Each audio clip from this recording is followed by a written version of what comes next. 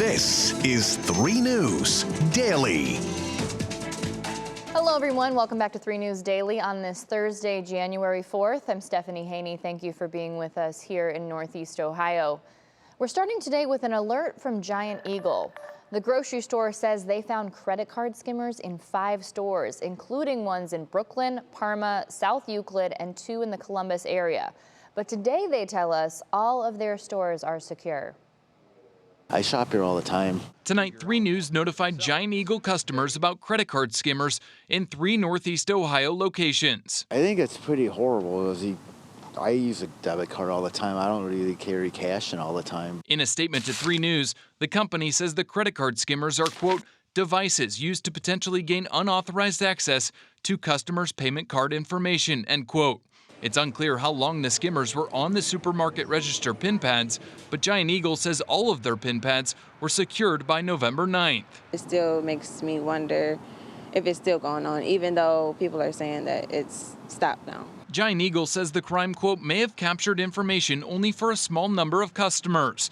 The company says the crime could have only impacted customers who swiped a payment card at the register, and not those who used the tap or chip method to pay.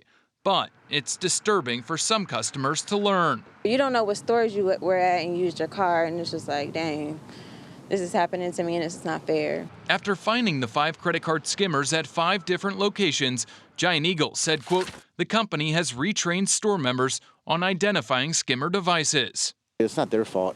They can't have 24-hour surveillance and everything, so I mean, it can happen anywhere. A spokesperson for Giant Eagle tells 3 News that law enforcement is involved, and if any customers are concerned, they should closely monitor their bank statements for fraudulent activity.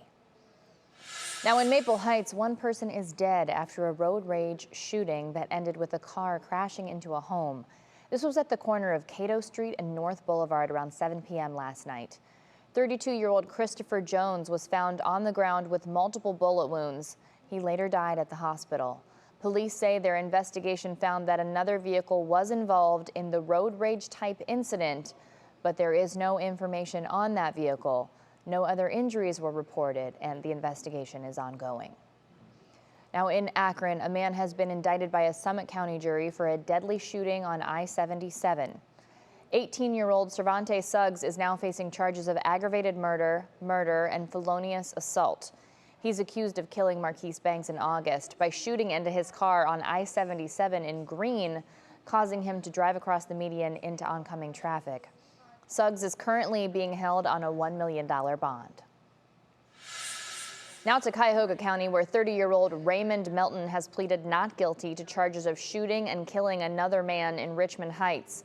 Police believe Melton shot 26-year-old Joseph Garth on November 4th. 3 other people were also injured. Melton's bond has been set at $500,000, and he's due back in court on Monday. Now we have a recall to let you know about today from Harold's Salads of Cleveland for their deli salads. The salads could be contaminated with listeria and are sold in dozens of stores across Northeast Ohio, including Dave's and Lucky's Market locations. The recall includes various package sizes. So far, there have been no reported illnesses.